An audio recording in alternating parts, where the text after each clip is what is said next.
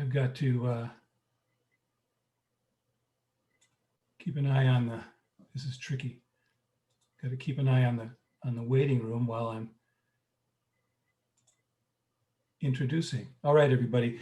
Good afternoon and welcome to our program today on college scholarship strategies. Today I'll be joined by Nancy Paul and Monica Matthews, two scholarship professionals who will spend the next hour sharing a ton of useful information that will definitely improve the odds of your student winning private scholarships. Since there are many people on the call today who might not know me, let me just give you my 30-second commercial. My name is Steve Shapiro. I'm the founder of Tuition Solutions Now. I'm a certified financial planner, a recovering CPA, and I've been helping parents try to figure out how to pay for college and reduce college costs since 2004. As I mentioned, my website is tuitionsolutionsnow.com. If you'd like to learn more about how I assist families, please feel free to go and visit my website. Let me admit the rest of these people. Okay, so let's get right to it. The thought of paying for college is scary and stressful to most parents, to most of us. I have two kids, 35 and 33, so I feel your pain. I've been through it, and I think today's topic will help you a bit along the way. So obviously, college costs continue to rise. Most families are very concerned about their ability to pay for college, and most families use a combination of strategies to pay for college. They pay for some of it out of their income, some of it out of their savings. Sometimes family can help out. But today's topic is very important because if your student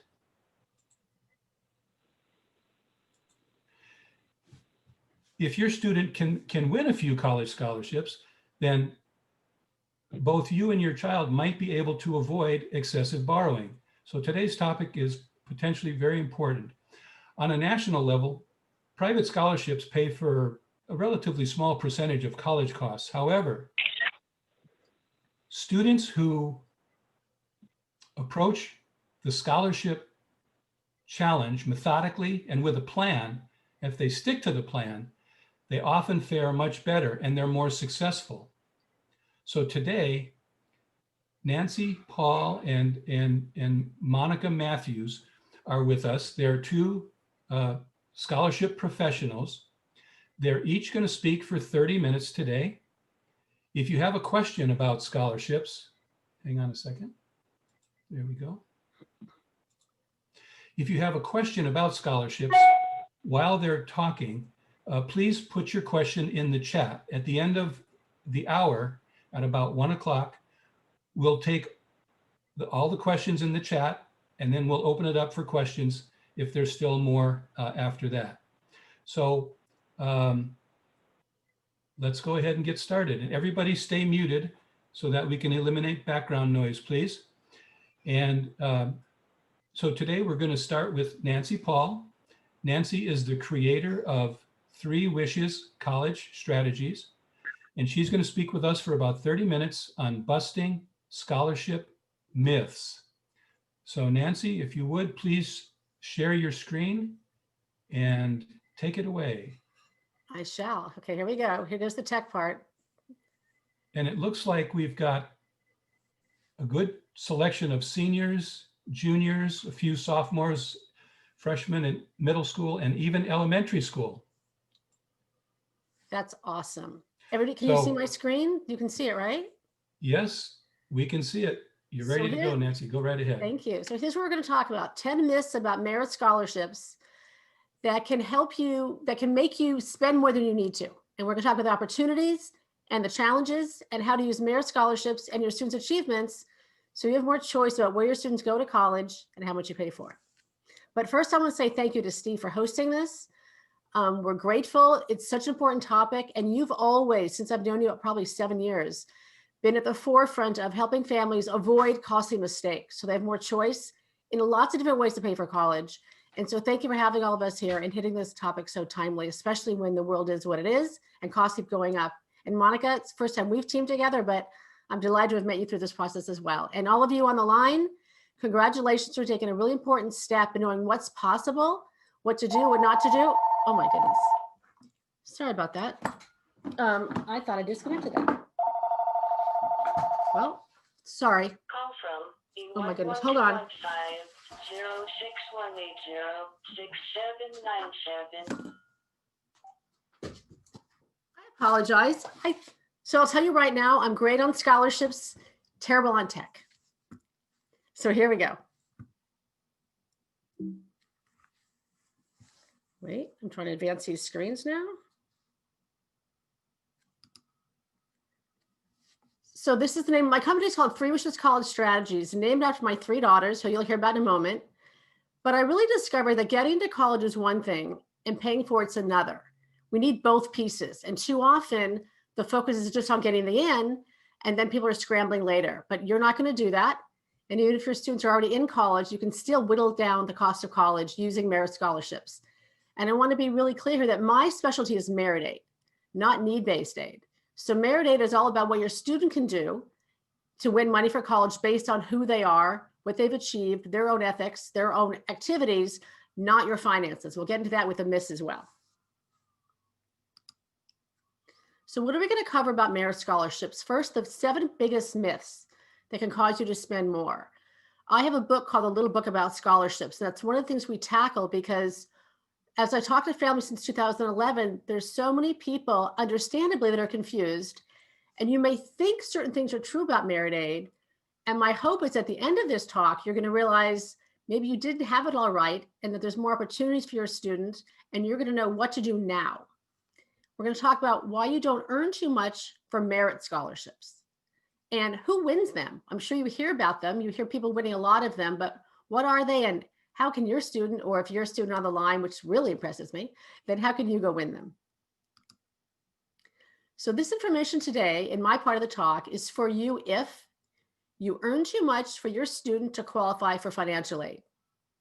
You want options for how and how much you pay for college. There's a typo there. Don't copy that word. You're worried about college debt, spending your retirement on college, or missing out on money for college.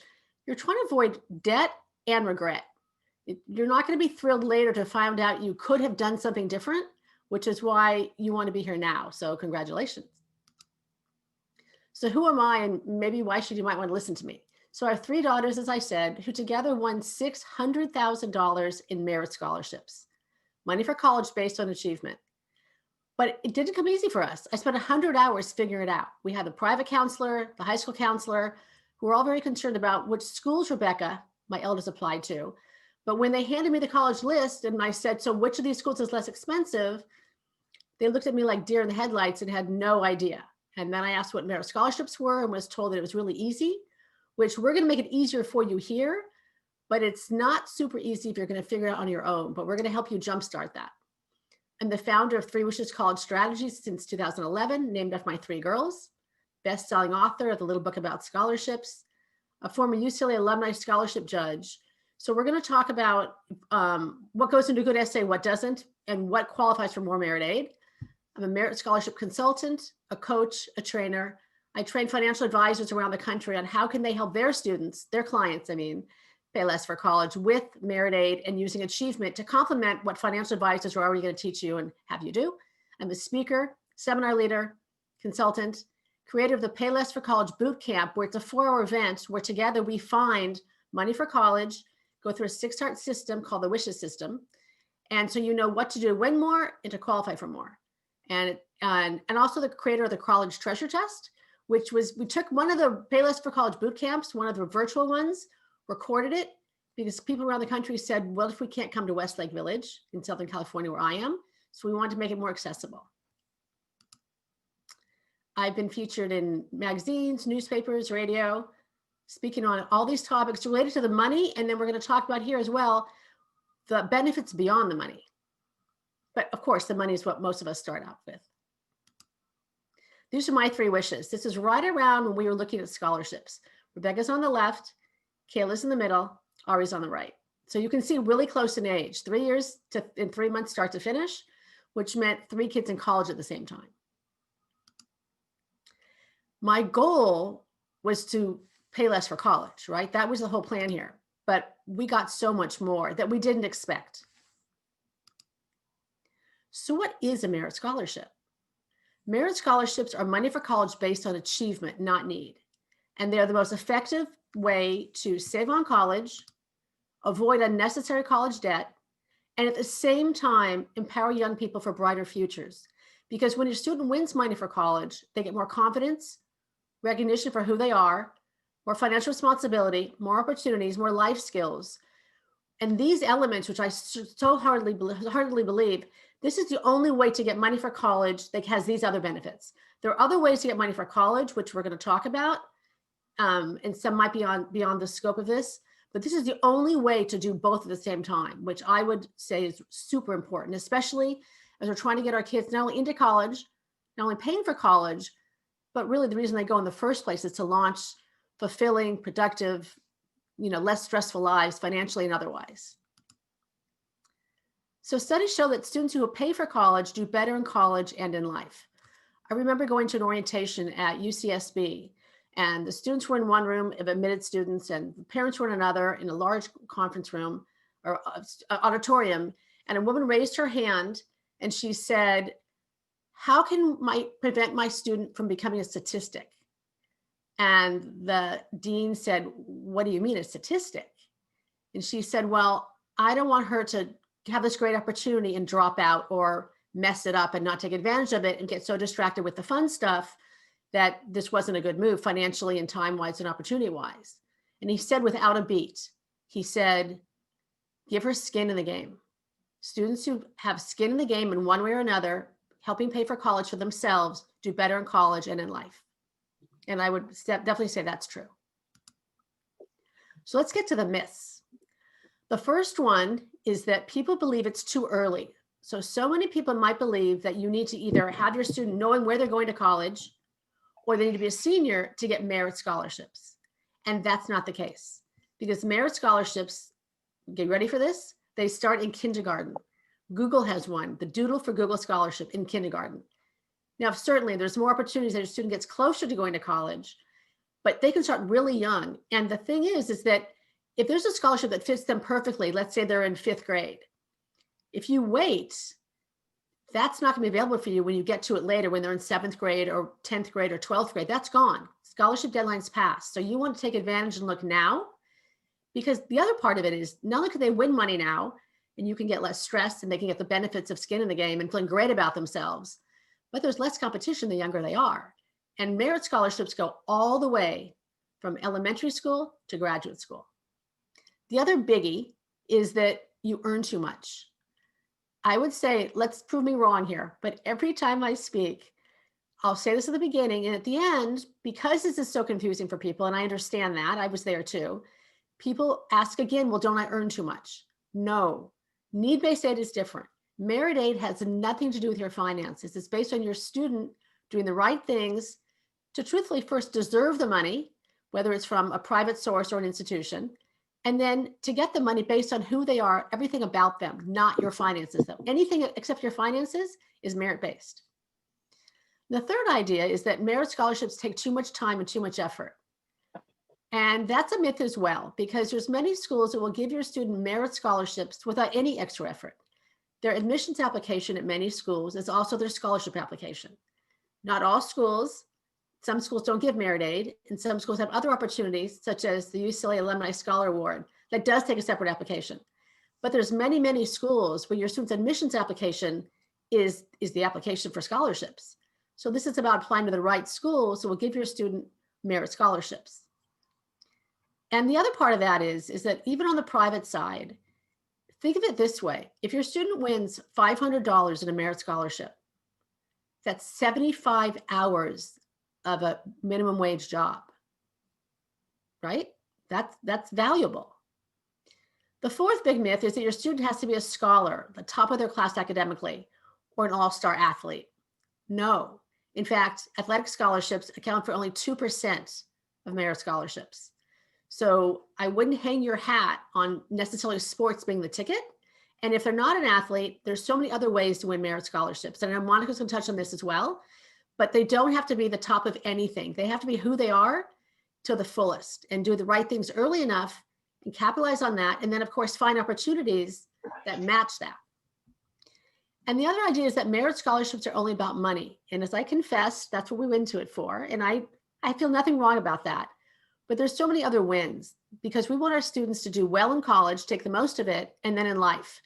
And the other benefits, I would say in my case and lots of my clients' cases, sometimes the other benefits can actually be more beneficial in the long run than the money. But the money is certainly important.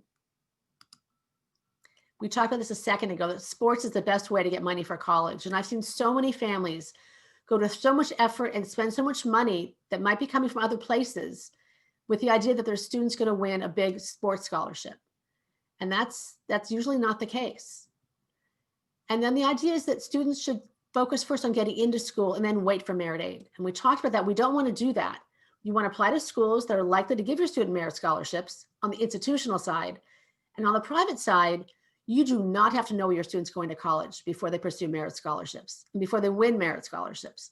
In fact, it's better if you don't, because on the private side, the merit scholarships on the private side can be used at many, many schools. So it gives you more choice to take that money to lots of different schools as you're figuring out the best fit in all kinds of categories, right? Financially is one, but other things need to match up as well. It gives you more choice, more options. It's an insurance policy. The other myth is that all colleges offer merit scholarships, and they don't. Unfortunately, they don't. The top schools don't give merit scholarships, and they probably never will. We can argue why that would be better if they did, but they don't. But schools will give money to students that they really want. So we want your student to be as competitive as possible so they win more money for college, but some schools don't offer it, and you need to know which those are. This one might sound shocking that I would write this to you because I wrote that merit scholarships are free money. Yes, it's money that doesn't get paid back. But I would say it's not free because we need to put in time, effort, and strategy. It can't just be something we wait for or wish for or hope our student will win without any effort or doing the right things. And again, students get merit scholarships starting in the 12th grade. No, kindergarten and all the way through. And I'll repeat this a lot because it's really important. There's so many families that wait to start. And then once that first tuition payment's made, they stop. Don't do that. I've seen my kids and my clients keep winning money for college all the way through college and graduate school. Every parent says they wish they knew what to do years earlier.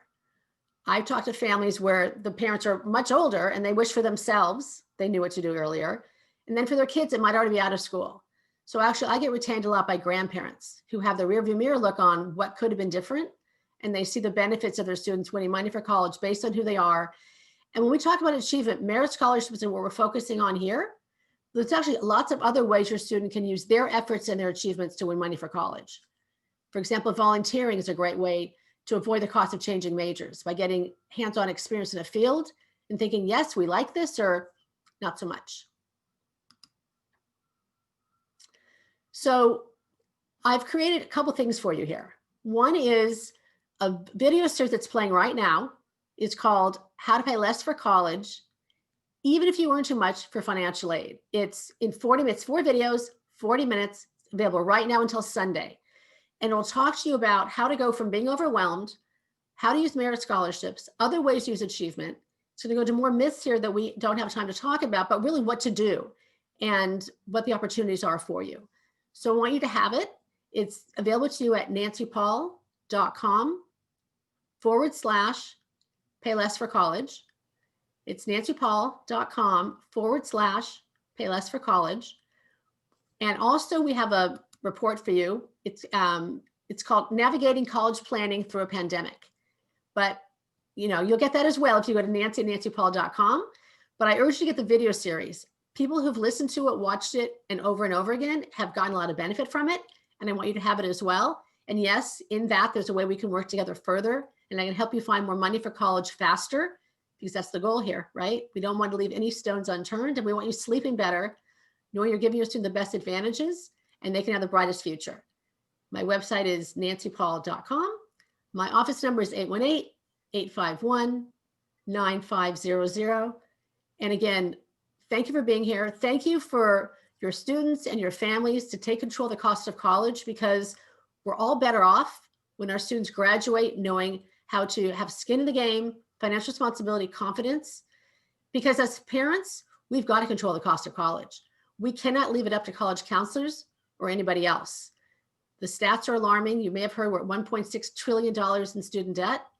And there's an alarming stat for you. The biggest group of borrowers right now are parents and grandparents. We don't want that for you. We don't want you taking from your retirement or borrowing any more than you need to. We want your kids to have the wins of winning money for college based on exactly who they are. So I'm going to turn it to Monica. Nancy, thank you. Thank you very much. You're very welcome. Thank you. So Nancy, stop sharing your screen now, please. There you go. And Monica will start. And while Monica is sharing her screen, Nancy, I guess this is a question for both Nancy and Monica. If the participants send you an email, would you be able to send them the slides? Sure. I also have a tip. You could take pictures of the slides too, if you want to revisit them. But sure, I would definitely send mine. Okay, cool. So everybody, this is Monica Matthews. She's the creator of How to Win Scholarships. And so for the next 20, 30 minutes, she's going to share a lot of useful information with us about the nuts and bolts of scholarship applications. Go ahead, Monica. Thank you. All right, thank you. Oh, so first of all, I want to apologize. I don't know if you guys can hear it, but my neighbor decided to cut wood and all I can hear is the chainsaw. So I would go say something to him, but he's my father-in-law, so I'm not going to do that. Anyways, sorry about that. So my name is Monica Matthews, and people are probably wondering, well, who are you? Where'd you come from? So here's just a little bit about me. So been married 30 years this summer. My husband owes me a cruise, says, COVID. I have 3 boys. It's funny, Nancy has 3 girls. I have 3 boys. My boys are 19, 26, and 29. I grew up in California, and I now live in Michigan. I'm a former elementary school teacher. I also coach cross country, middle school, and I just love it. Love those kids. I helped all of my boys win enough scholarships to go to college for free. And I did not start out in this sort of career that I've created for myself. It just sort of happened. So I'm going to kind of back up and just kind of tell you my story, my story, how it started. So let's back up to 2009. Actually, it was 2008 when my oldest son was a senior in high school. And he started looking at schools, colleges. He was really smart and he wanted to go to MIT. And we looked at the cost of MIT. And at that time, it was $60,000 a year. And it was like, we had not saved for his college. It was like all of a sudden he was from preschool to high school senior, and we started to panic. And so I thought to myself, well, he's really smart. He can win scholarships. So I told him to apply for scholarships, and he applied for a couple of early deadline scholarships, and he did not win them. And I was like, wait a minute, why didn't he win them? There must be a better way. And so for the next few months intensely, I dedicated myself to figuring out what it was that impresses scholarship judges. What do they look for in their applicants? How can students stand out? How can they write a better essay? And we developed, him and I, a system where I would do some things and he would do the other, and we just had this partnership going. And then all of a sudden he started winning scholarships. And after, when he graduated from high school, we already knew he had his first year paid for plus some, and people said, you need to write down what you did. What did you guys do? Because we have no idea what we're doing. And that's how I felt, because I love our guidance counselors at our high school, but there was no direction. They're super busy. They have way too many kids to help with college admissions and everything. And scholarships are on the back burner. So anyways, I wrote it down. It's called How to Win College Scholarships. And it's on my website, howtowinscholarships.com. Since then, that was 2009, I've helped my other 2 boys win scholarships, and I've been kind of dubbed the scholarship mom, which I love because I'm a mom, I love scholarships, and I am here for you. So just know I'm here for you. You can go to my website anytime, and let's go from there. All right, now I have to figure out how to get my next slide. All right, hold on one second. See, I don't see the button for, oh, there you are. Okay, I'm going to start off with file your FAFSA. File your FAFSA. It's really FAFSA, but we all say FAFSA because it's easier to say. And why? Why do we need to file it? We make way too much money to get anything from the government. Well, you know what? Hello, pandemic. Did anybody know last year this time that you might have lost your job, your business might have closed, you're on unemployment? Anyways, just file it. It's not that hard. Everybody needs to file. You may qualify for some grants, maybe just low-income loans. Some scholarship applications actually have a box to check, wanting to know if the families have filed the FAFSA. They want to know you're doing everything you can to get money for school. So file it. It's not that hard. You can go to your local college. There's free seminars that can help you. There's the IRS data retrieval tool. This is my 11th year in a row. I did the math. 11, is that really true? It is 11 years in a row filing the FAFSA. I have one more year and then we'll be done. And it's gotten easier and easier and more user-friendly every single year. So don't be afraid of it. There's a lot of help out there. There's even a number you can call while you're filing to get help. And yes, I've called it twice. Know your FAFSA due date for your college. Know your the due date for your state, because they're all different. The money is awarded in a first come, first serve method. So anyways, that's my little spiel on FAFSA. I don't get any money from FAFSA for saying that, but it's very, very important. So please file. Okay, where are we at here? Let's see. All right, so my topic today is how to find scholarships, because that is my #1 question. People will say, well, I know they're out there. We don't know how to find them. There's all these websites that send you all this spam. How do we find real scholarships?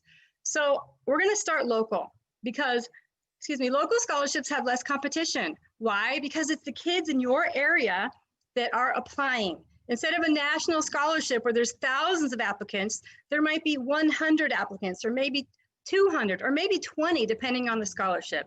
So start with your high school counselor. Your high school counselor is your friend, but you know what?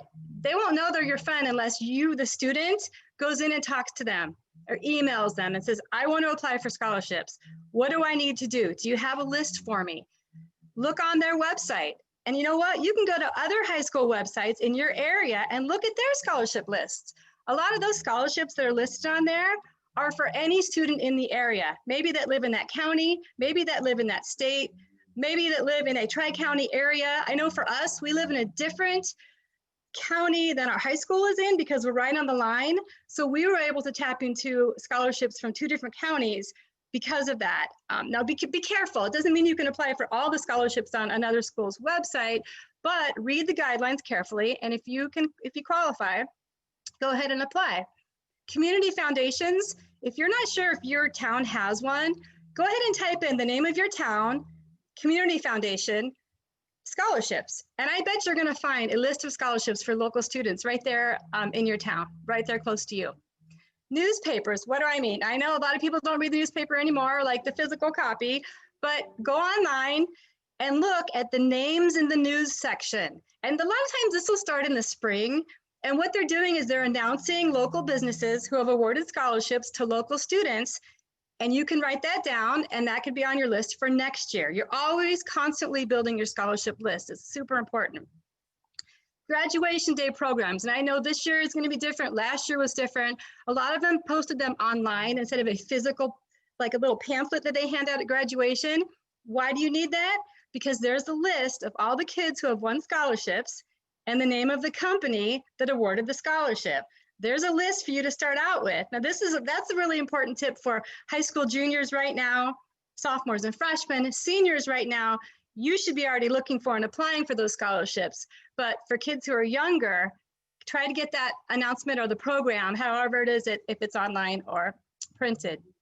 Okay, clubs, places of worship, banks. I have some really, really good stories. So first of all, here's one story. Places of worship. A friend of mine, her husband was a pastor, and she said to me, you won't believe it. We had a scholarship that we offered, and we announced it for weeks at church, and not one student applied for it. Not one student applied for it. It just broke my heart, but we didn't go to that church. So, but then the second story is about my own son. So I started thinking, well, maybe our church offers a scholarship. And we had not asked. I hadn't seen anything in the bulletin, and I listened, and they didn't say anything about it. So I walked into our pastor's office and said, is there a scholarship for our kids? No joke, he opens his drawer and he grabs some paperwork and he hands it to me. He had the paperwork, there was a scholarship, but if I didn't ask about it, I never would have known it. So ask about scholarships. Credit unions. There's a credit union locally that offers a scholarship. When my son was a junior, I thought, well, he better open up an account, right? Because we don't have an account there. So we opened up an account, then he qualified to apply for their scholarship. So a lot of this is, I call it scholarship prep, because there's a lot of things you can do, right? You know, a couple years before, and several years before is even better. But before your student is actively applying, to put them in a better place to apply when the time comes. Clubs. One of the myths, and Nancy, here's another myth for you, is that you have to be a member of a club to apply for their scholarship. It's not true, not for all of them. My oldest son won the Elks Club scholarship. We are not Elks members. My youngest son won the Eagles Club scholarship. I didn't even know anything about the Eagles, but he applied and he won their scholarship. So don't assume you have to be members. Find out if there's a scholarship, read the requirements really carefully, and then apply if you qualify. Other places, engineering firms, hospitals, restaurants, it could be local, it could be more global, like Burger King has a scholarship, different things like that. And if you're not sure, pick up the phone and ask. Ask if they offer a scholarship. Should it be the student or the parent? You know what, if somebody called me, I offer a scholarship through my own website. If I had a parent call me or email me and said, do you offer a scholarship? I'm not gonna be offended that it's not the student. It's okay. I know a lot of this needs to be student-led, it does, but it's also okay for the parent to be invested and to do some of the legwork for them. I am all about partnering because our students, there's so much pressure, there's so much going on with them that if we could take some of that off, help them with scholarships, you know what? They're not the only ones that win the scholarships. Parents win too. Less loans, less money to pay out for tuition. To me, it's a total win-win. So if you're thinking, well, I'm not going to do the work, it's not my scholarship, it's not me who's applying.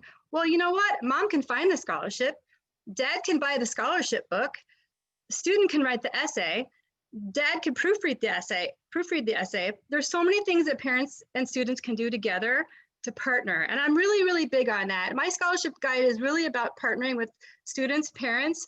I also have one for students who are going at it alone because I realize not every student has a parent who has the time or can make the effort to help them, but it is really a big part of what I teach in my scholarship guide. The last one was employers, parents and students. If you're not sure, ask your employer, do you offer a scholarship? If they say no, then say, would you like to offer a scholarship? You never know. You never know whose buttons you're gonna push, right? You might catch somebody on a really good day and they remember how hard it was for them in college, how hard they had to work, and they might say, you know what, I'd like to start a scholarship, let's do that. So, and students, employers also. Okay, let's see, let me go on this slide. Next slide. All right, how to use Google to find scholarships. So you've looked through your local scholarships, you're building your list, you're constantly building. And this is a trick that I like to do because people, you know, you type in the word scholarships and click enter, you're gonna find just pages and pages of random websites, outdated scholarships, a lot of ads. So this is what you need to do to specify and to narrow down your search to get more relevant results. Use a specific search term. Add the current year and the next year. So let's just use the example of engineering scholarships.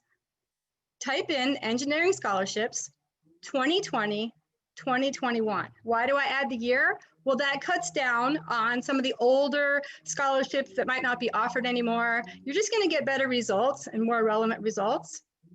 And then, and this is on a PC, on your computer, not mobile. I haven't figured out how to do this on mobile. So if somebody has figured it out, they can let me know. But what you're gonna do is after you've put in engineering scholarships 2020, 2021, there's a search button and it's over on the right. It's a search tool button and you click on it and it's gonna bring down anytime the past year or the year before, the last month, past year, you want the past year. It might say the past day, the past week, past 24 hours. What I'm trying to say is you want a big kind of chunk of time, but not the whole time that scholarship has been out there. So I always click on past year. I hope this is making sense to you. And then after you get to the past year, you're gonna click on that. And then you're gonna come up with a list of results. Ignore the first few. Those are promoted. They have AD in front of them. Ignore those. Those are paid to be up there. And a lot of them are just gonna be contests. And then you're gonna get to the meat. You're gonna get to the scholarships that are actually live, are actually relevant. and start clicking on those and writing those down and adding those to your scholarship list. I hope that makes sense. If it doesn't, you guys can ask me at the end and I'll try to walk you through a little better. You're always building your scholarship list. If you come up with a scholarship or if you find one, say it's for high school or college sophomores, and you are a junior or a senior in high school, and everything else looks really good to you about it, but you're not there yet, you don't qualify to apply, you need to have a list of scholarships for that level. In other words, right now, you're going to have a list. If you're a high school senior, you're going to have a list for seniors, a list for college freshmen, a list for sophomores. That way, next year, when you've moved up to a different level, you already have a scholarship list to work from. A lot of the work is already done for you. I know I'm finding that with my sophomore right now. There were scholarships we found last year when he was my youngest is a high school sophomore, or college sophomore. He didn't qualify yet. So I would write him down. And then at the beginning of this year, we flipped over the page. Look, you can apply for this one. We've already found it. Go to it, make sure it's still relevant, tell them what to do to apply for it. So those are all the things you need to do to keep building your scholarship list. Use your talents. Are you a volunteer? Type in volunteering scholarships 2020, 2021, and do what I just showed you to get the more relevant results. You know, I call it clicking to nowhere. And it's when you type in the word scholarships and you're just getting all kinds of results and you're frustrated and you're not sure. You click on it and it's outdated or you get a 404 error. Try to avoid that if at all possible, to use specific search terms. This last one, search all possible majors. My middle son, everybody has one, right? Everybody has one. He changed his major 3 times. So he started off in college going for sports management. And then he changed to engineering. And then he decided on business, actually, so 4 times, because he did graduate with a dietetics major, which is awesome. But there were scholarships that he could have applied for when he started taking engineering courses because he was going to be going into engineering, but we didn't even have him apply because that's not what he was for sure wanting to do. So most of these scholarships, especially some of them are just 1 year, they're not going to go back and say, oh, you didn't graduate with an engineering degree, I'm taking that money back. If you are taking engineering classes and you're in school and you think you're going to major in engineering, apply for any engineering scholarships that you can. I hope that makes sense to you because it was like, we could have done so much more for him, but he did fine. But at the same time, it was like, so anyway, search all possible majors. I like to tell that story about my middle son, but he did fine, but it's just a good tip. All right, spread the word. Tell everybody you know about your quest to win scholarships. I mean, literally, put it on your Facebook page. Hey, I'm trying to find scholarships for my son. If anybody knows of any, can you let me know? Because it's amazing how many people will say, hey, yeah, did you know the bank offered one? Hey, I know somebody who won this one. Start writing those down. Add it to your scholarship list. Use the power of social media because you can connect a lot of people to a lot of places and scholarships by putting it on your Facebook page or whatever kind of social media that you use. Ask older students, people who have graduated, hey, did you apply for any scholarships? Which ones? Did you win? Do you have any tips for me? If you're going on a college visit, we did this a lot. My kids would ask the tour guides, what scholarships are available at the school? Which ones did you apply for? Can you give me any ideas? We go into the admissions office, it's the same thing, you're constantly asking. Now on a college visit, I would really encourage the student to be the ones asking. I had a whole list of questions for my kids and we kind of coached them on the way to the college visit, but hey, they were ready, they were comfortable because they knew what would be good questions to ask instead of, just sitting there like deer in headlights because they're talking to an admissions officer at their dream school and they didn't know what to say. So they were ready. Make phone calls. If you're not sure an organization has a scholarship, pick up the phone, give them a call and ask the question. Send an email. It's totally fine. If you don't get a response, I would try one more time. If you don't get a response the second time, don't worry about it. They probably don't offer a scholarship. Parents partner with your students. Like I said before, there are so many ways that parents could take the pressure off of your kids and help them out with scholarships, especially finding the scholarships, building the list, reminding them of deadlines coming up, that sort of thing. Okay, let's see. All right, so we're moving on from local scholarships. Let's go to state scholarships. Go to the website of your state. You could go, I live in the state of Michigan. If you just put in Michigan State of Michigan scholarships 2020-2021, you're gonna get scholarships, or you can probably gonna take you to the page of your state's website. A lot of them have .gov behind them, and you'll know that it's a good website. It's a trusted website. And look for a list of scholarships for students in that state. You want to tap into opportunities found in your state, because a lot of organizations want to give scholarships to kids who are staying in state, who are going to school in your state. So you're going to look for the private scholarship lists and just keep adding and adding to your list. So now your lists are getting big, right? You're getting all these scholarships, and this is a good thing. So, you know, it comes in the month of January, and it's like, well, what do I do? Look for, I mean, when I did my scholarship lists also, I organized them into months. Senior in high school, January, February, March. And then a month or two before that month, that's when you start working on their scholarships, so you can get them in well before the due date. All right, I think, oh, online scholarship sites. Let's talk about that for a minute, because I know there are a ton of them out there now, and every day it seems like there's another scholarship database that they want you to sign up for. One little thing before I forget, and this isn't even on my slide, but I have a scholarship that I offer through my website. It's called the Savor Summer College Scholarship, and it is a mailed-in website. This year, I'm going to start both. It's either mailed in or online, but this was the first year that I saw several envelopes came to my house, it came to my P.O. box. They were put together by these scholarship companies now that say that you sign up for one and we'll apply for 20 scholarships for you. And let me tell you how unimpressed I was with these envelopes. They are very generic. There's nothing special about them. Some of them had mistakes, like maybe the essays were cut off or the paperwork was a little odd.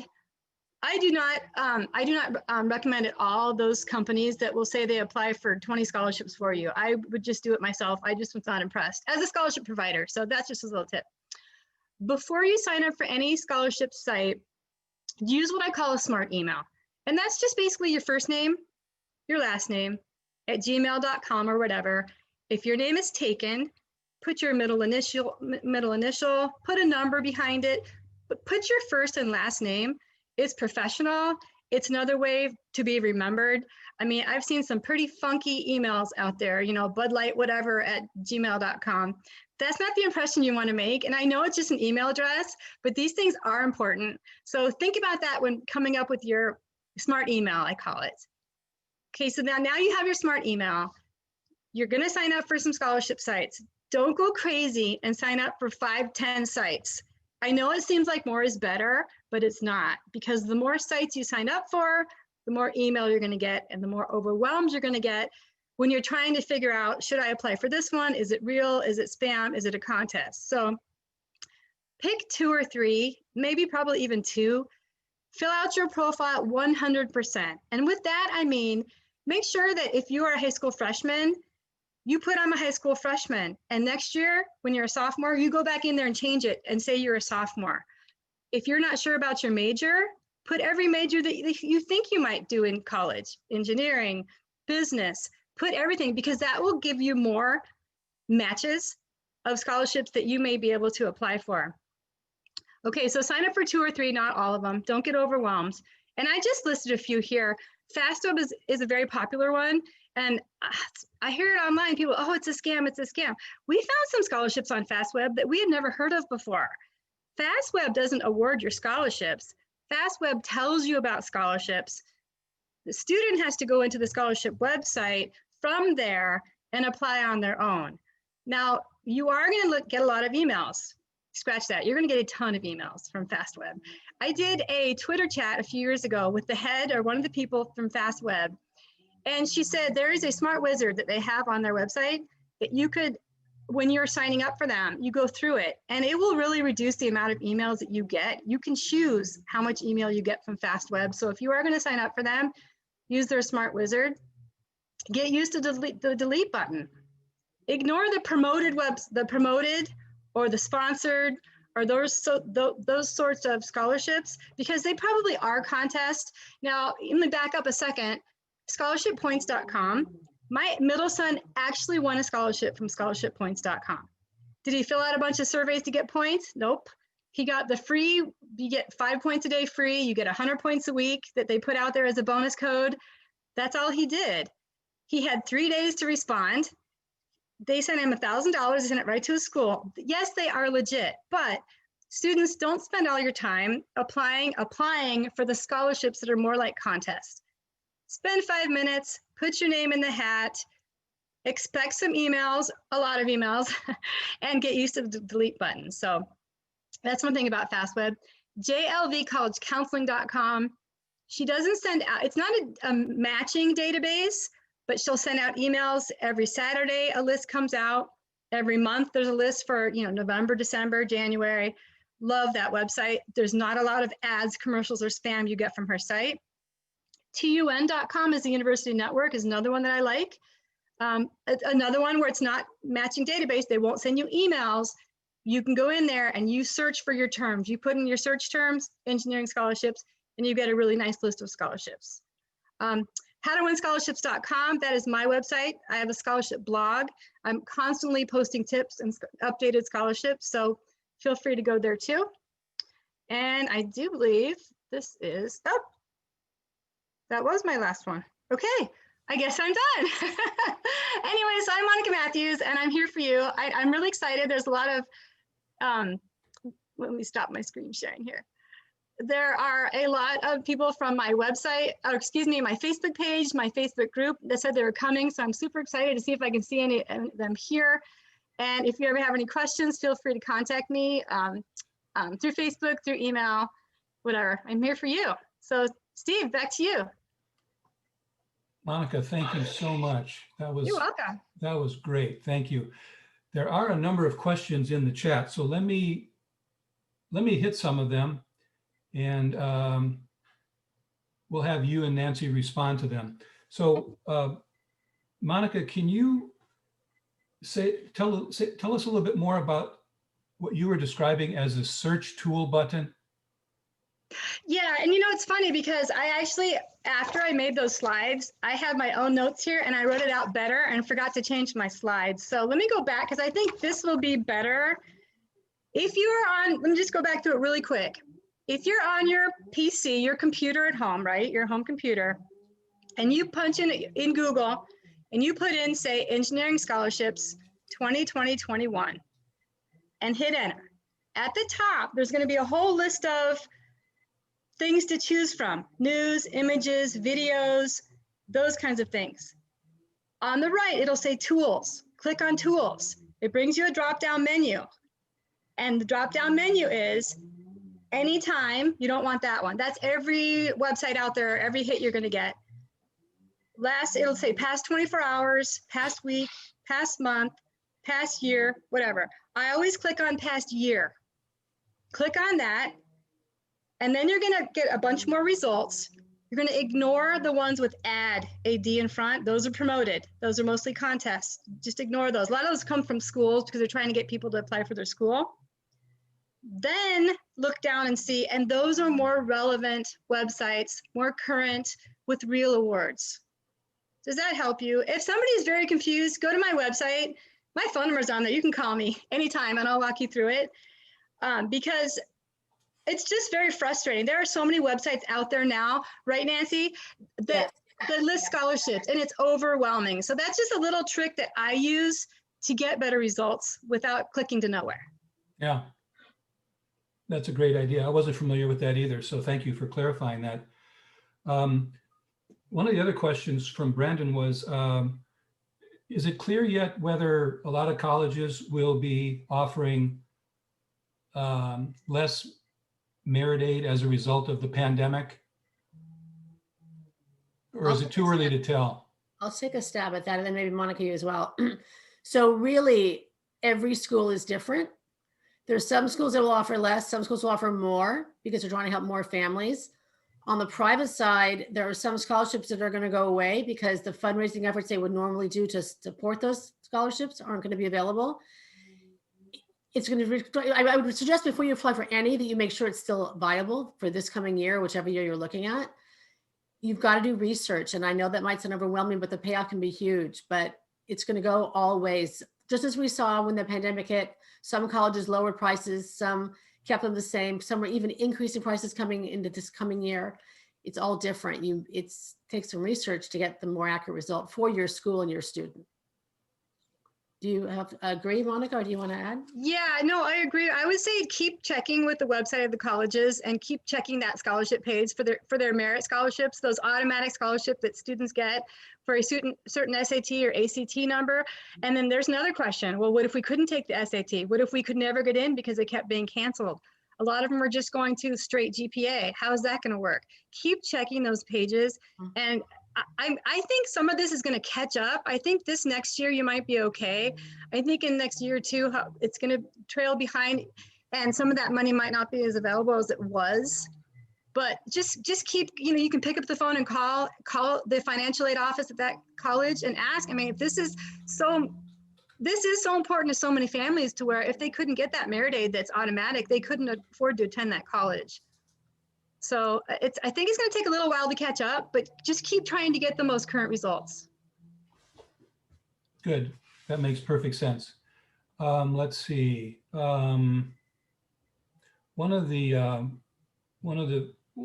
viewers asked about the taxability of scholarships. What do you guys think about that? Well, I know that we print out, I believe it's a 1098 every year from the college, and we give it to our tax lady. So, scholarships that are used for room and board are taxable, but we give the form and we say, it's better to pay some tax on these scholarships than to pay full tuition.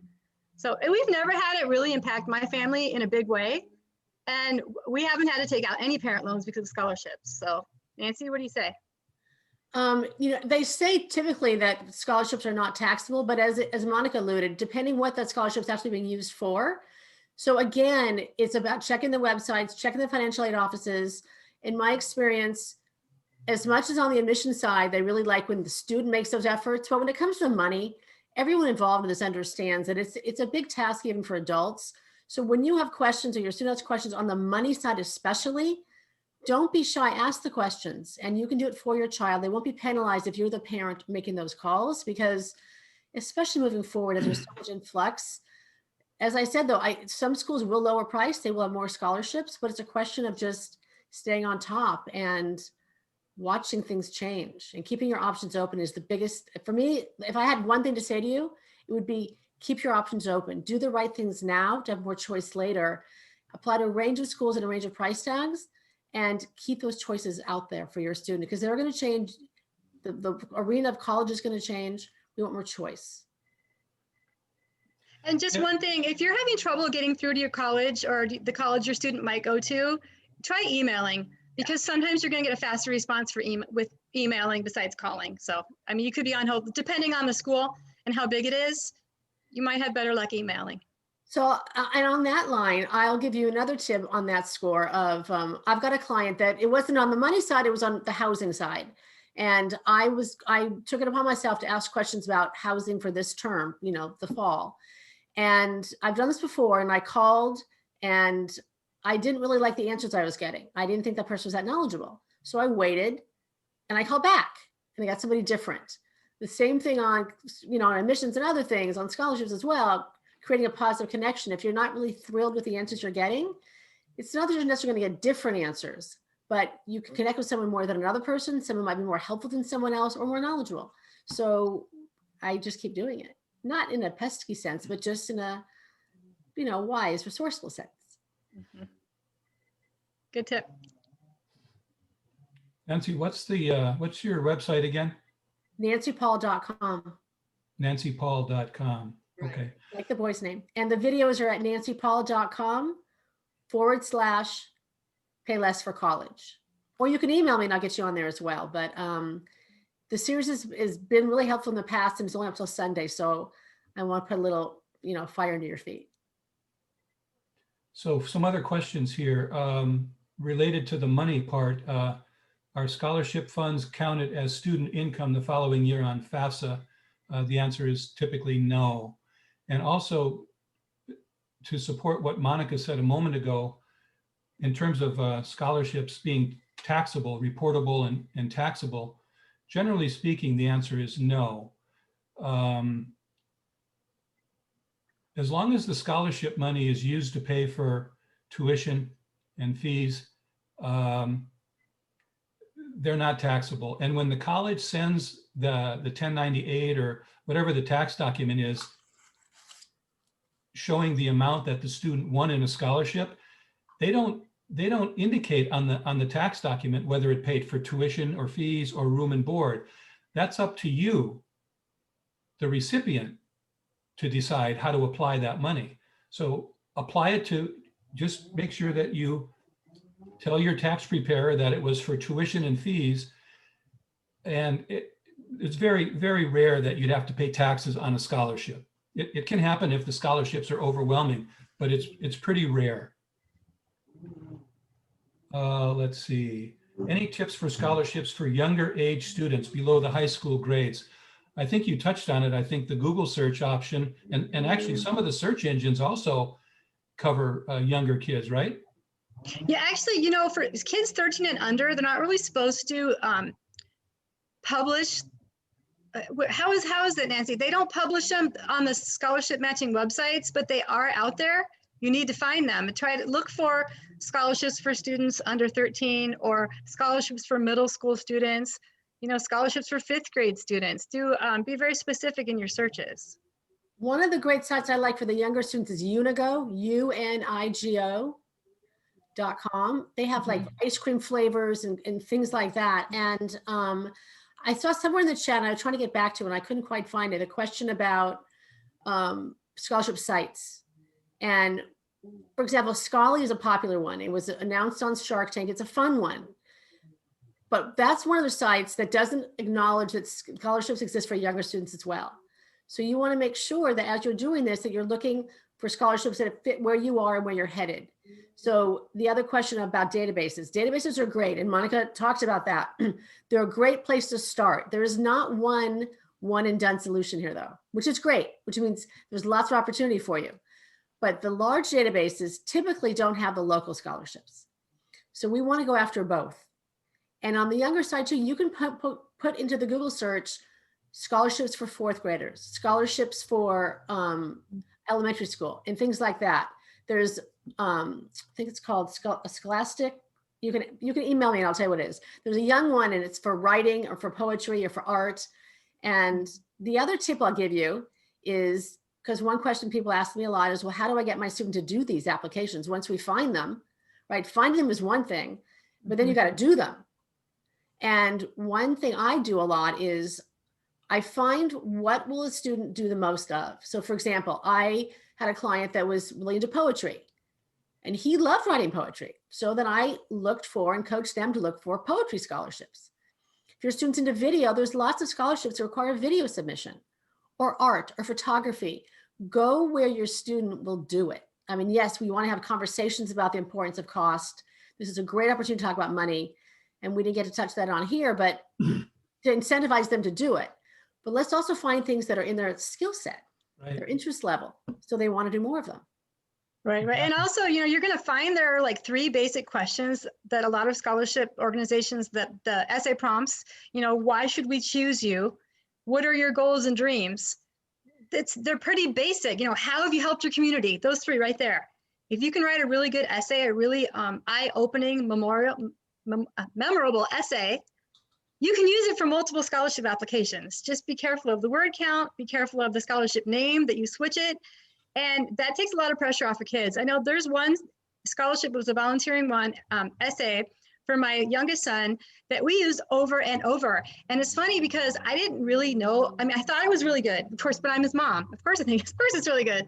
But he actually used it for one of his college entrance questions, admissions questions. And an admissions officer got back to him and said, we loved your essay. It was outstanding.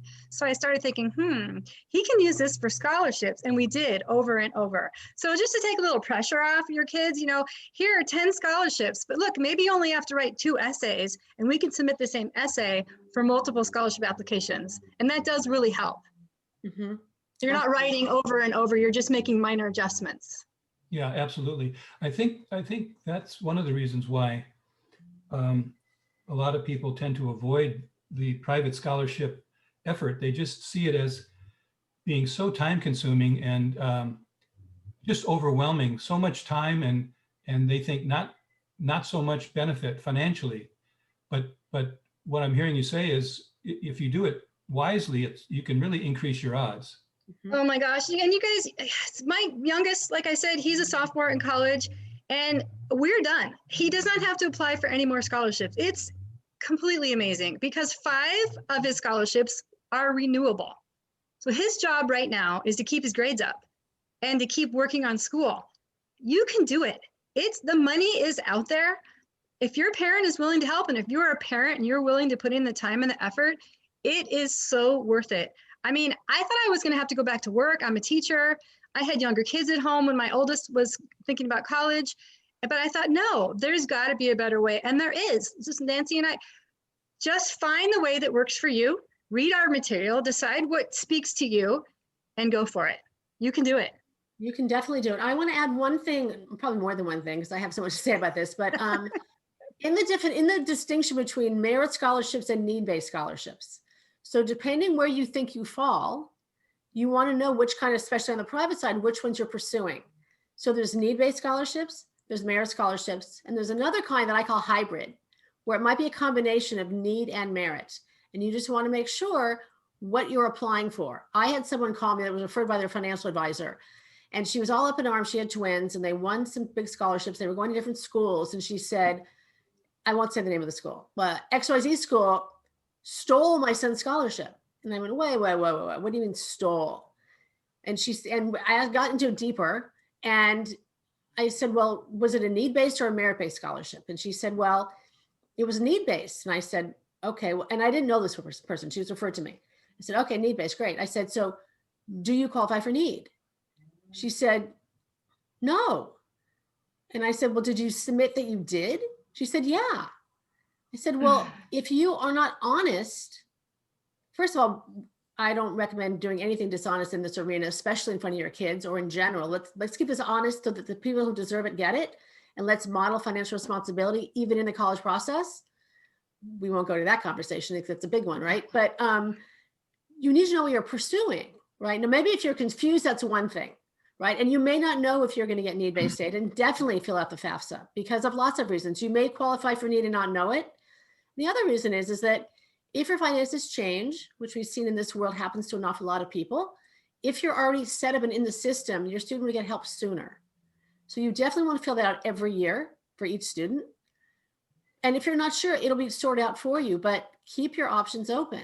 And the other thing about the scholarships and applying to schools that will give them is that I've seen this happen over and over again too, is that when a student wins money for college based on who they are, institutional or private, it does take away the sting if your student doesn't get into every dream school or doesn't get every internship.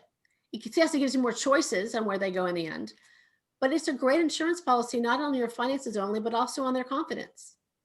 Because we all know that going to college, it's an anxious time.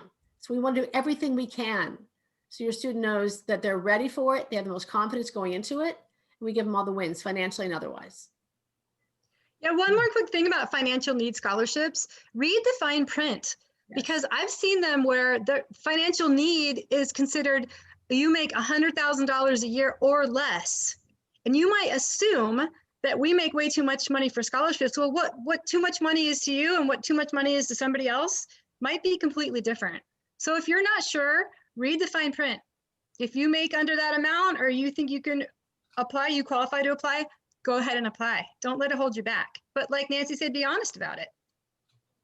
Right. And also call Steve because his overarching, modus operandi is helping you avoid the financial mistakes. There's lots of things financially to do.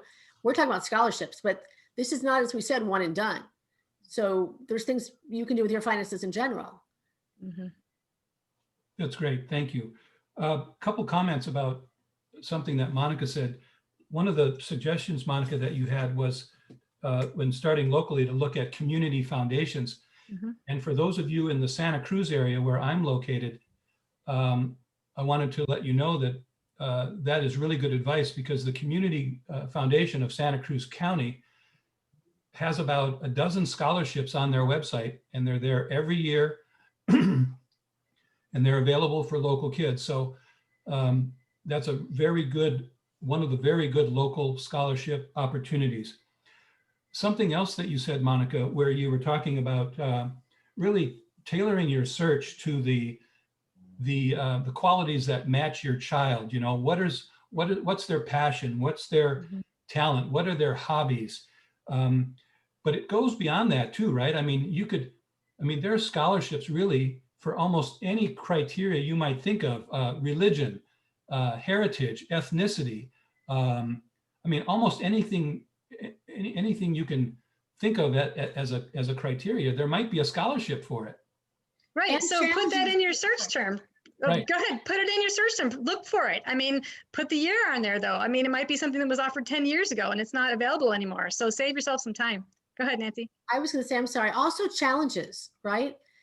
Illnesses or struggles or different things, not just, there's lots of scholarship providers out there because they're people. They want to reward students and give them the upper hand. So there's some scholarships, actually, David Letterman has or had one that was for students who were great, had C average, because his thought was, and there's other ones like this, the high achieving students are going to get the help. But what are these other students that need the confidence and the money to make their goals come true too? So there are scholarships for all kinds of things. Yeah. Any kind of hardship, medical issues, all kinds of things. Yeah. Right. Well, just like yesterday was Veterans Day.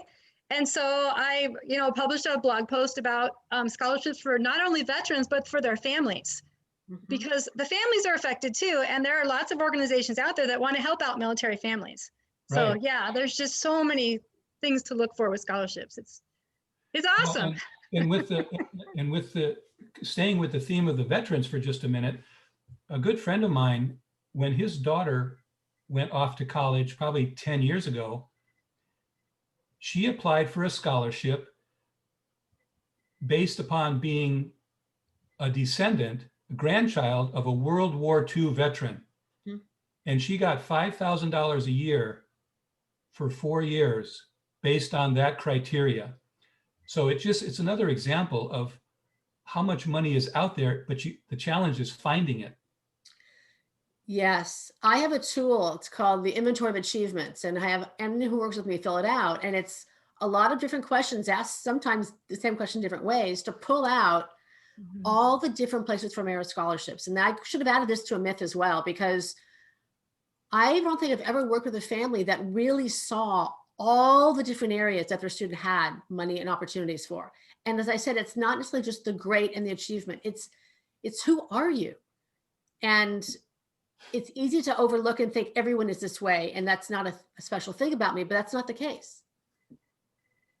Right. And one thing about, one really weird thing that happened to us with my older son was, my oldest son was a very smart. I mean, he had a 4.2, whatever. And so our guidance counselor at his high school actually said to me, because I said, what do I do with this? You got a really good ACT score. What do I do? She goes, colleges will call you guys. They'll call you. Nobody called us. And luckily I figured it out pretty soon. Like, they're not calling us. Like, where they call us and offer us money, colleges don't do that. I mean, I suppose if you're like the best, most perfect student in the entire world, they might call you. Or if you're a fantastic athlete, they might call you and offer you a partial scholarship. But colleges will not call you. You have to go to them and go to the scholarships that you impress the judges. You impress them with your abilities, with your achievements, and don't be shy to shine in front of them. I mean, it's not bragging. This is why you should choose me. And this is why I would be a great representative for your company. I'm going to give you a tip on that, if I may. So as I said, I've judged for USLA for 3 years. I don't anymore. I just don't have the time. But one tip that I didn't realize for my kids, because until you're on the other side and looking at hundreds of tons of applications and reading them, there's obviously, we need you to put forth your best self, right?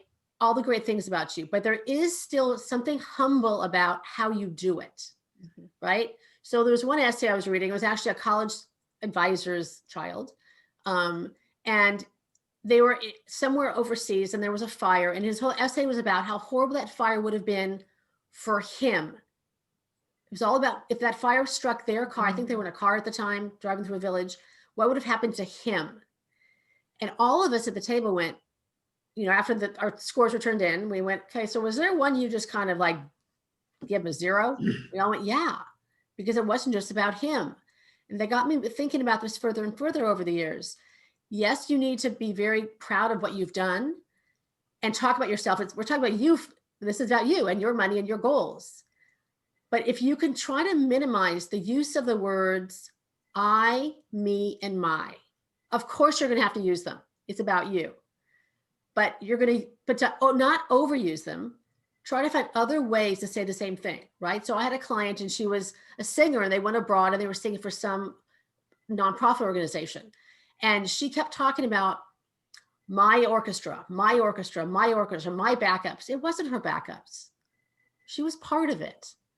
So it's just that balance of taking ownership of what you've done, but not being really, there's no natural word, not being so egocentric about it, being more charitable about it, but still claiming the wins.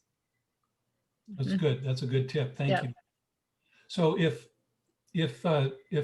people on the call or if families and students take your advice and they go off and start doing their research to try to identify scholarships that might be appropriate for them, do either of you on your websites offer guidance on like how to prepare a good scholarship application, do's and don'ts in preparing the application?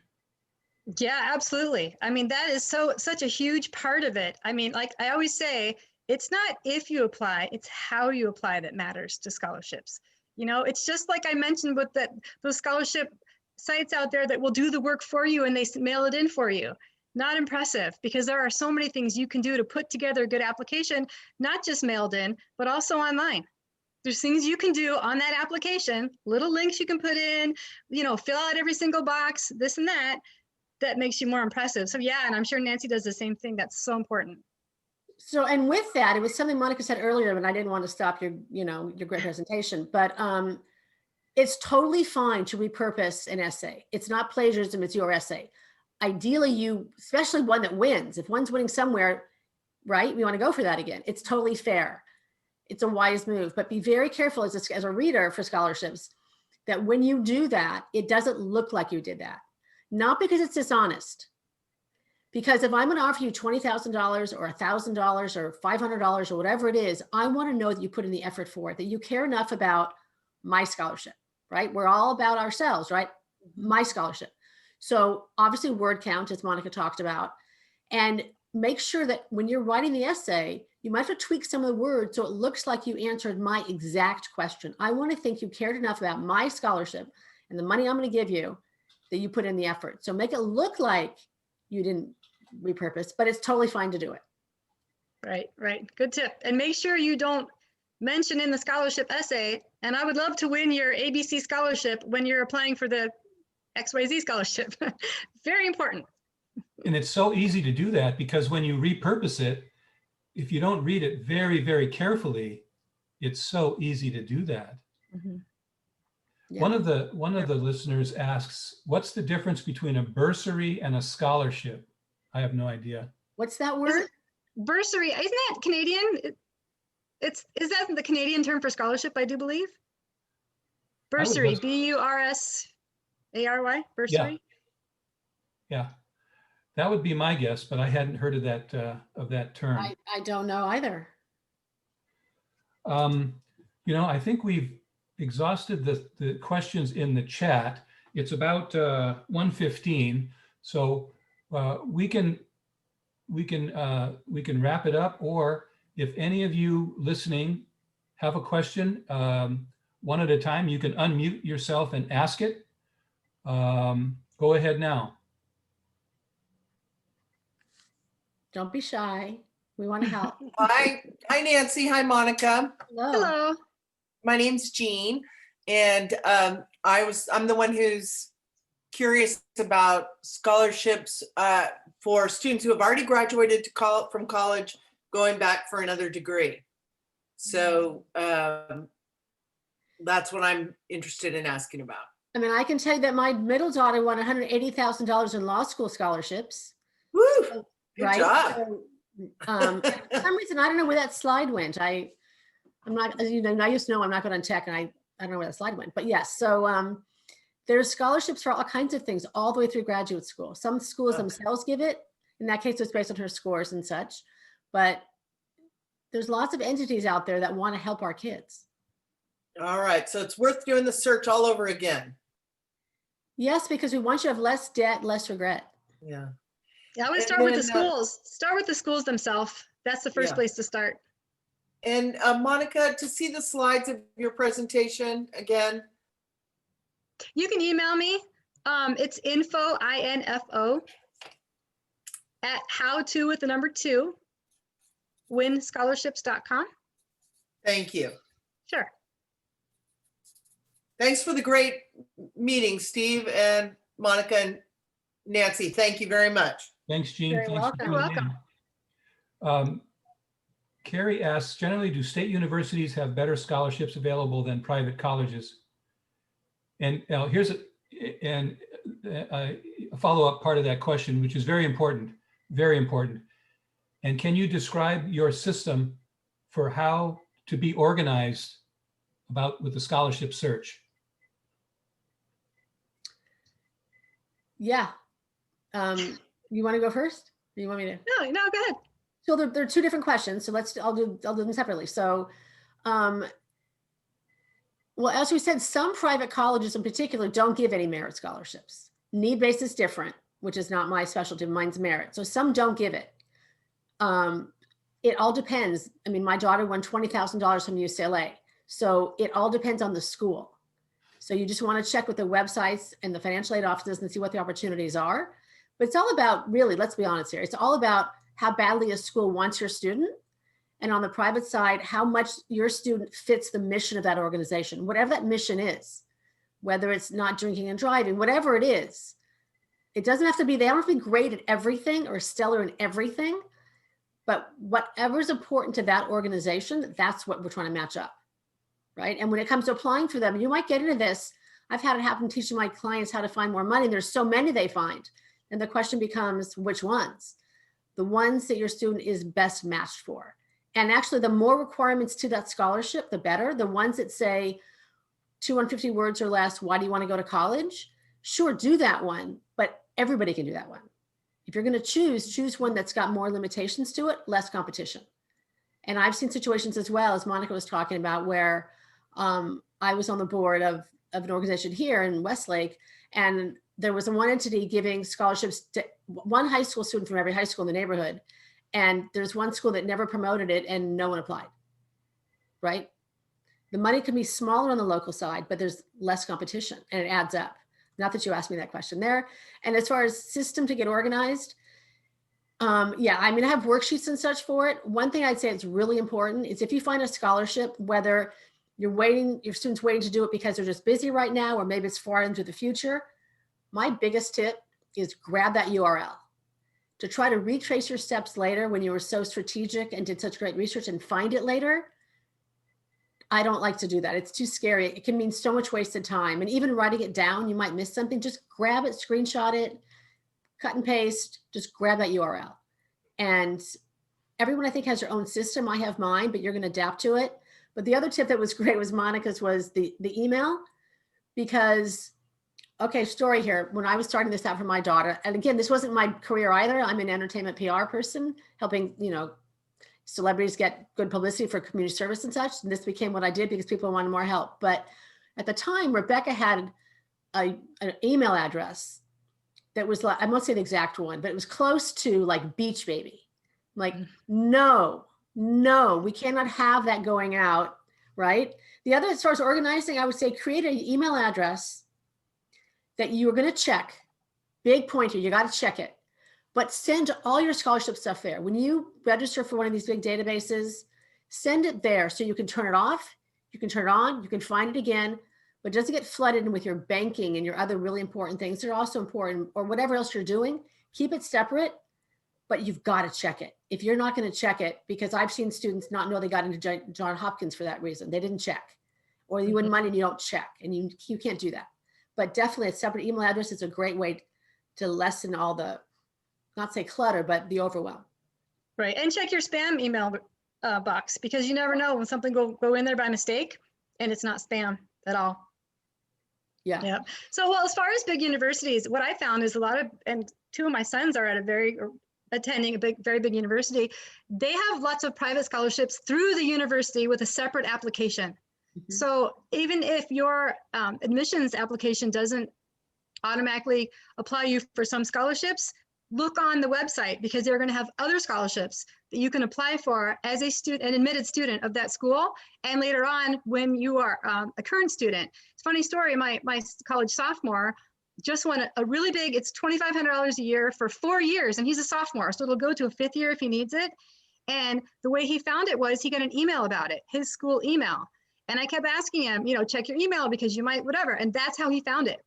So students need to check their emails all the time, even while they're in college, and keep applying for scholarships.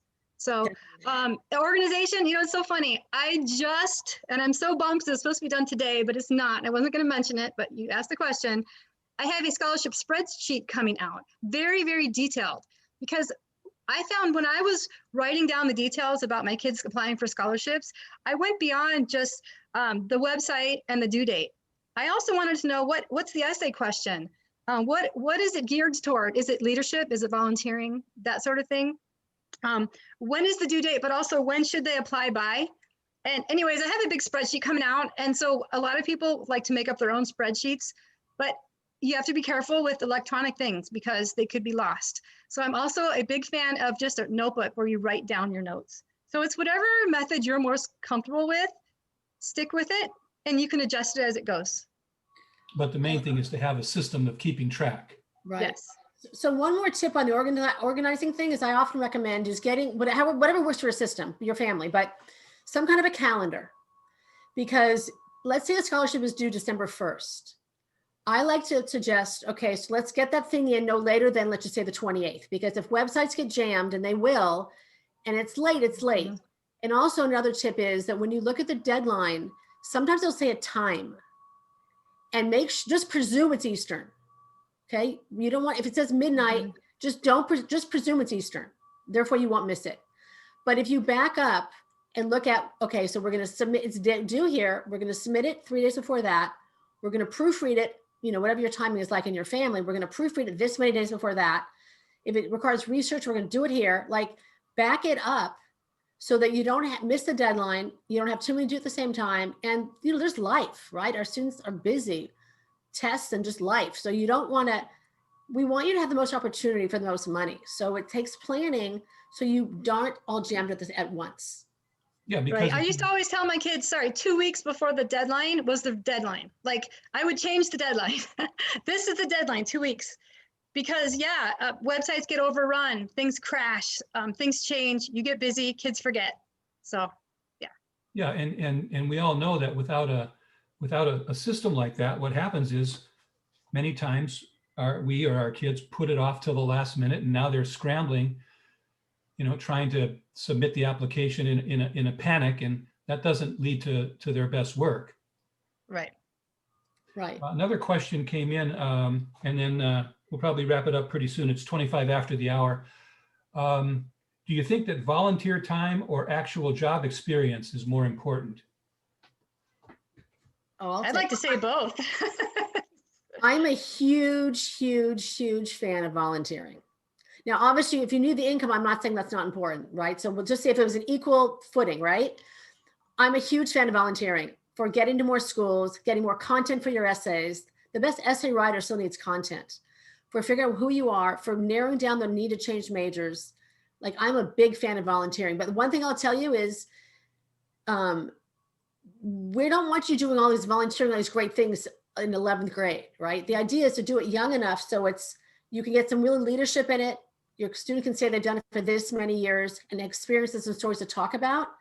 But when they start doing all this amazing stuff as an 11th grader, what it looks like is what it is, which is someone said, oh, you got to get busy. You got to be doing this stuff. It's not about, also on the volunteerism, I can tell you, it's not about quantity of hours, it's quality. It's not about quantity of organizations, it's quality. So you want to be involved in a couple of things, but go deep, right? It's not, 15 different organizations. I'm a fan of volunteerism, but definitely a job, especially a job that's tied to something you might want to study. It's brilliant. or something you care about is brilliant. Yes, sometimes those are harder to get, especially in these times, but we're talking wishful thinking. They're both valid. And on the job, did you get promoted? What is your responsibility level? Did you stay a certain amount of time? Did you juggle that with other responsibilities? That can work too. We're talking about legacy and tenure and doing something for not just a minute. Right. I agree. And I agree with the volunteering also. But one thing, when my oldest was a senior, he had volunteering, but it was like through the church. He did this, vacation Bible school and some stuff, but he didn't like have a main thing. And so I said, well, come up with something, come up with your own project. And he came up with a project. He did it all from home. It was this mail-in. He collected medals that we sent to the Children's Hospital, this whole thing. But he made a really good connection with a lady down at Children's in Detroit, emailed back and forth and talked on the phone. And that kind of connection is what's so important about volunteering, because those people who you're going to work with, the kids are going to get close to, they can see what they're doing, are going to write the best letters of recommendation for your kids. So yes, long-term volunteering is super, super important, but it's also the connections that you make. Don't panic if you're a senior right now and you haven't volunteered at all. Create a project. You are the founder, you are the creator, take over it, do what you can. And the other thing is, my youngest son is Eagle Scout, but he didn't finish his project. He finished it eventually, but when he was applying for a lot of scholarships early in his senior year, he hadn't finished it yet. And so he would refer to it in his essay, I'm working this part-time job and I'm trying to finish my Eagle Scout project. Well, we didn't think all that much of it until we got an email from a scholarship provider saying, you're a finalist for our scholarship and we have a question for you. Did you ever finish your Eagle Scout project? And now it was springtime and he had finished it. And so he sent pictures and the explanation. Long story short, he was selected for the scholarship.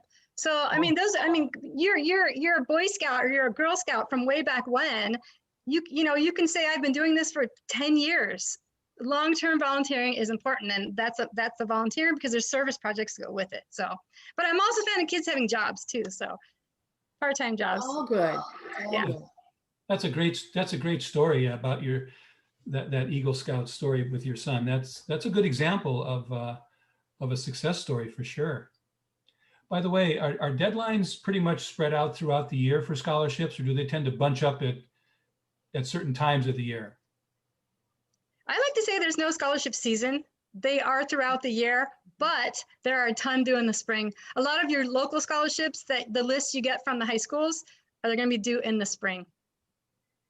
So. And that absolutely, and they're all year round. And most people, one of the mistakes we talked about earlier, one of the misses is waiting, right? So now you're gonna have a lot of seniors who've gotten the applications done, they're hearing from different schools, and now they just have to look for the money. So it's more competition then.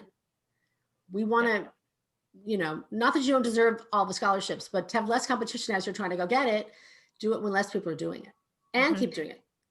And the nice thing about trying to get our younger kids working on scholarships, especially middle school and early high school, is that there's very little pressure. It's just let's give it a try. Let's see how it goes. There's not the pressure that you feel when your kid's a senior. That's a great tip. There's a dad, his name's Rob Bosna, and I don't think he's here, but middle school dad, his daughter was a middle schooler, and he's been a fan of my Facebook page for years now. And he would send me pictures of the checks that his daughter would get from winning these scholarships in middle school. And they were like $200, $300. They weren't a lot of money, but it definitely can be done earlier. The earlier, the better. And then, like you said, when the kids are ready to apply for even more, because the truth is there are a lot more scholarships open to high school seniors, they're ready. They know the process, they know what works and what doesn't work, and they're ready to go. And you're not pushing them as hard. You're always pushing them. There's a learning curve, so you'll do it faster once you've got a little practice at it. And I totally agree that it's less stressful then.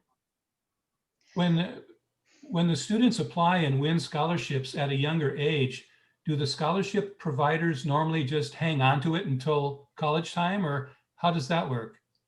It varies. It could be a bond. It could be something that's set to mature at the, they do the math on when your student is likely to be, heading off to college. It's different. As you get closer, it tends to be the check. Sometimes it's given directly to the school. Monica, you can speak as well on this, but is that your experience as well? Yeah, it's different for everyone. It's just how they want to do it. Some will hold on to it until your student is an accepted student there and send it right to the school. Some send it in your name or the student's name. Some send it the student's name and the school's name. Some send it right to the school. So it all just depends. Now, Okay. there's another thing, I just want to, on the younger students in particular, there's things that we would call scholarships that might just be prizes, not just, but prizes. They're called prizes for writing or art or something. Your student can go after those. They can also be a published author very young.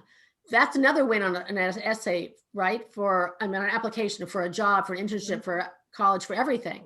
Lots of times winning a scholarship is like another credential, right? For interviews and such. But sometimes it's called a prize. You can decide as a family, if Johnny wins money in second grade, it says prize, not scholarship. You're still going to put it in this scholarship college pile, right? We don't care what it's called, but we're still going to try to build that pot up. Right, right. So it's 1:30 now, so we'll wrap it up. Do either of you have any final remarks or any words of wisdom you'd like to share before we say goodbye? You know what? I just like to say, people say, what is your number one tip for scholarships? My number one tip is to start right now where you are. Don't look behind you of what you could have done. Look ahead of you of what you can start doing and start doing it now. Don't panic, but start doing the work and partner with your student. That's what I'm all about. So that's mine. Nancy? I agree with all of that. And the other thing I say about the college process in general, including the money, is everybody runs your own race. You're going to hear lots of things from other families, of things that happened, things they won, where they got in, the scores they got. And all I can say from doing this for so long is maybe that's all true. Maybe it's not, but it doesn't matter. It's your student. And if you have twins, I coach a lot of twins for some reason. They're different. It's got to be what works for you and your student. It's also in choice of school and how much you pay. Your student is unique and there's money out there for them. And that's what you capitalize on with all of this. Pardon me for 1 second. I just have one quick question. On Scholly, don't they charge a fee for Scholly? Because I heard some students to tell me that they charge. So I don't know if you guys know about that. Yeah, I think I heard you asking about Scholly and the monthly charge. I think that was the question. Yeah, I used to love Scholly because Scholly used to be free. And I used to love it because there were a lot less ads and commercials and just direct scholarships. But then they started charging. And what I'm hearing now is it's really hard to get out of Scholly once you're in Scholly for the monthly fee. But if you don't mind paying $2.99 a month, I believe that's the fee now. I mean, it is another way to find scholarships. Well, my students were telling me that it's $4.99, and they are some of them, the colleges have been putting on their, sliding out credit card, and they're like, I can't afford that anymore, and I haven't gotten anything, and it's been 10 years, so they want to get out, and they're having a hard time. So I was wondering if you guys might know something. We cannot hear you. Your volume is way too high, and it's.